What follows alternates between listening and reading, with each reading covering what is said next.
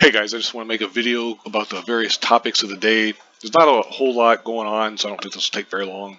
Up first, we have a story from Bounty into Comics, who I follow them on Twitter and check out their website and all that stuff. I would highly recommend them as well. But I got a story here about the CW developing a Jane Austen anthology series, which, when you hear that part, you're like, okay, maybe, because they make a lot of those kind of you know teen-centered, teen angsty dramas and all that kind of stuff. But then you get the part that says, set in our time of inequality and disconnection. That sounds fucking terrible. That sounds unbelievably horrible. I don't want to watch that. It sounds stupid.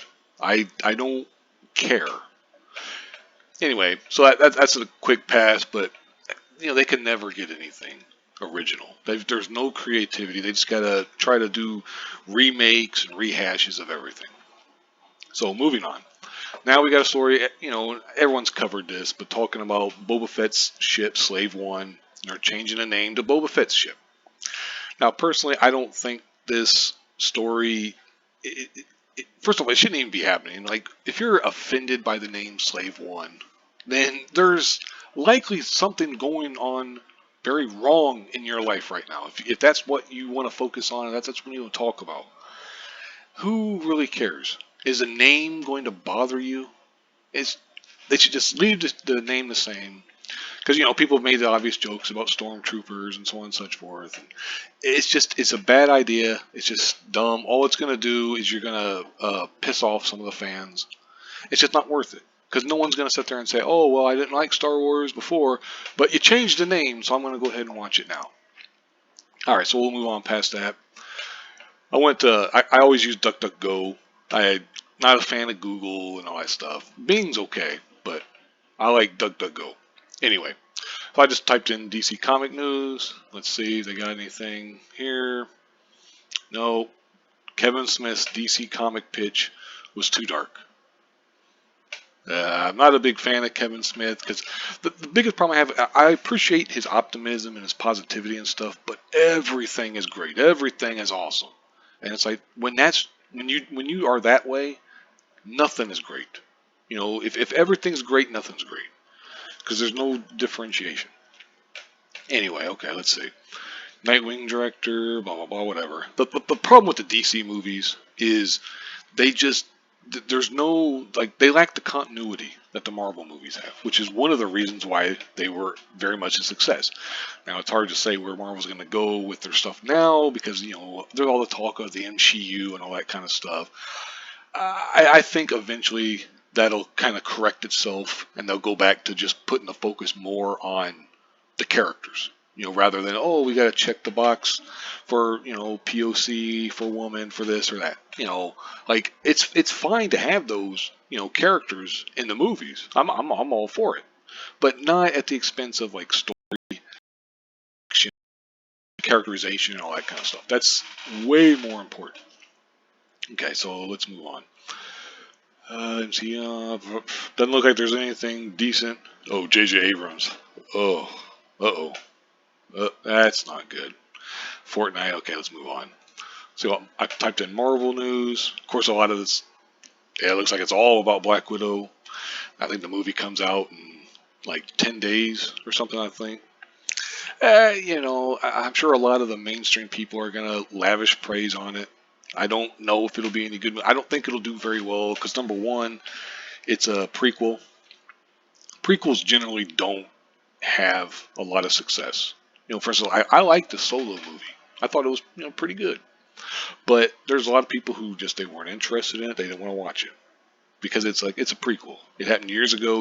What's going to happen. The characters, Black Widow's not going to die in the movie, but they'll probably put her in danger a few times. And plus, also, which brings up another point of why some people don't want to watch the movie, is the character's dead. So what do you care? Me personally, I might get around to watching it sometime, assuming it gets pretty good reviews.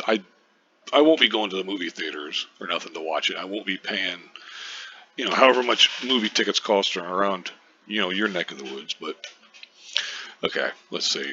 More reviews. Yeah, it's all Black Widow. some free-to-play game. What the Harry Potter franchise could have looked like if it adopted Marvel's movie TV model. Okay, well, whatever. Okay, so we'll finish up with this article on Bleeding Cool. Not a big fan of Bleeding Cool, but whatever. Talking about the Dan Slott, Rob Liefeld kerfuffle, if you want to call it that. Talking about when Rob said the X-Force #1 was the second best-selling comic of all time. Dan Slott tried to say that, where is it? So that Star Wars #1 is, even though it sold about 1 million copies, which is great. Don't get me wrong. I'm not trying to, downplay or belittle that. That's really cool.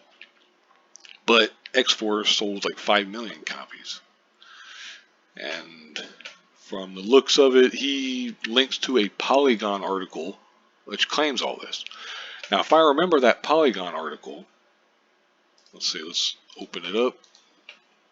If I remember right, they don't mention many of the comics that you would consider to be the top selling. Okay, there's Action Comics 1,000, Detective 1,000, Amazing Spider-Man 583. Okay.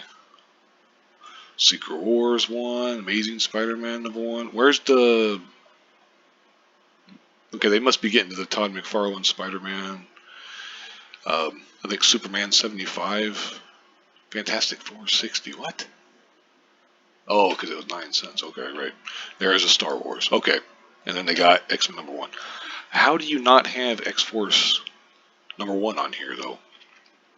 Why don't you have... I just... Okay, I don't... To me, it's like, take them out. It doesn't care. I don't care. It doesn't matter. They're wrong about this. If that's your entire evidence, it's a Polygon article where you're just wrong. Let's see. Okay, they're saying that Superman 75 sold 6 million. Well, that would actually make it #2 then, and X-Force would be #3. But okay,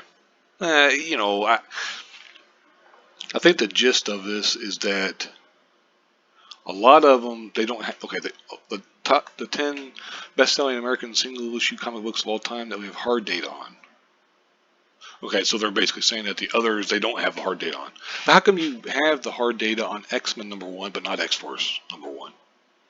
Those came out, roughly around the same time. If I remember right, X-Force came out a couple months, I think, or something before X-Men 1, so it had the record for a while, and then X-Men took it.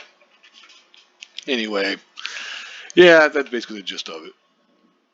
Okay, well, I'll go ahead and cut the video off here. Like, subscribe, all that other stuff, whatever the spiel is supposed to be. Thank you for watching. Have a good day.